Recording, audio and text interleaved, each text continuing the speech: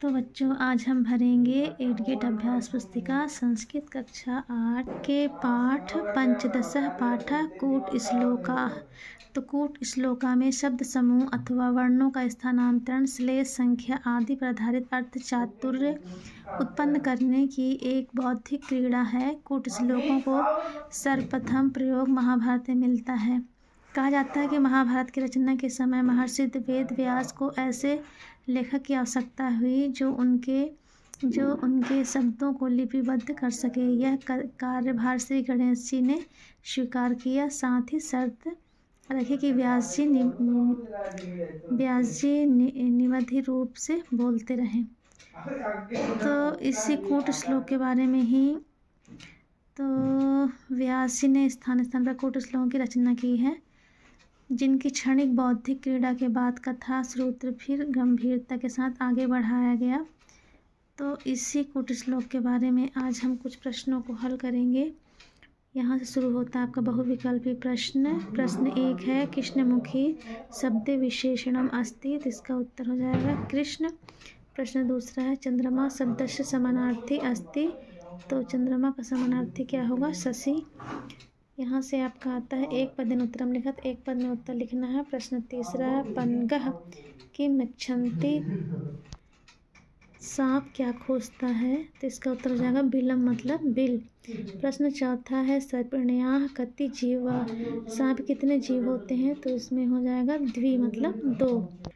प्रश्न 5 है शीतल वाहिनी कौन है? तो इसका उत्तर हो जाएगा गंगा। प्रश्न 6 है एकोनविंशति स्त्रीणाम स्थानार्थ कुत्र गता, मतलब 19 स्त्रियां कहाँ गईं स्नान करने के लिए? तो इसका उत्तर हो जाएगा नर्मदा को। यहाँ शुरू होता है आपका एक वाक्य उत्तरम लिखत, एक वाक्य में उत्तर लिखना है। कह एक चक्षु, तो कौन एक आँख वाला था? इसका उत्तर हो जाएगा काकः एक चक्षु, मतलब कौवा एक आँख वाला था। प्रश्न 8 है बहुब्रीहि समासानुसारेण लोकनाथः कः, बहुब्रीहि समास के अनुसार लोकनाथ क्या है? तो इसका उत्तर जाएगा बहुब्रीहि समासानुसारेण लोकनाथः भिक्षुकः। प्रश्न 9 है कातरः युद्धे किम करोति, जो दुखी है युद्ध में क्या करता है? तो इसका उत्तर हो जाएगा कातरः युद्धे पलायनम करोति, जो दुखी होता है वो युद्ध में से पलायन करता है।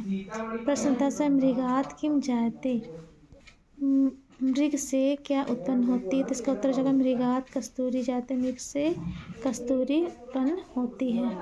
यहाँ से शुरू होता है दीर्घ उत्तरम लिखत, दीर्घ उत्तर लिखत। प्रश्न 11 है षट् समास भेत्या परिभाषा सहित लिखत तथा च प्रतीकस्य समासस्य एकम एक उदाहरणम अपि।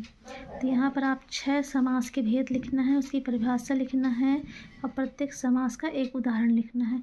तो बच्चों यहाँ पर 4 समास ही लिखा हुआ है क्योंकि जगह नहीं है लिखने के लिए। तो आप चारों समास के उदाहरण लिख लीजिए। पहला है तत्पुरुष समास, परिभाषा है प्रायेण उत्तरापद प्रधानस्थ पुरुषः, इसका उदाहरण हो जाएगा ग्रामगतः। दूसरा है द्विगु समास, इसकी परिभाषा है संख्या पूर्वी द्विगु, मतलब जिसके पूर्व जो पद हो संख्या रूपी होता है। उदाहरण के लिए त्रिभुवन मतलब 3 भुवन। प्रश्न 3 है कर्मधारय समास, परिभाषा है सह चासौ कर्मधारया, उदाहरण के लिए होगा घनश्यामः। 14 नंबर है द्वंद्व समास, परिभाषा है प्रायेणो भय पदार्थ प्रधानो द्वंद्वः, इसका उदाहरण है राम लक्ष्मणो। प्रश्न 12 है लोकनाथ इति शब्दस्य तत्पुरुष बहुव्रीहि समासयोः आधारेण व्याख्या कुरुत, लोकनाथ का इस शब्द का तत्पुरुष और बहुव्रीहि समास व्याख्या करना। तो बहुब्रीहि आधारेण लोकनाथस्य,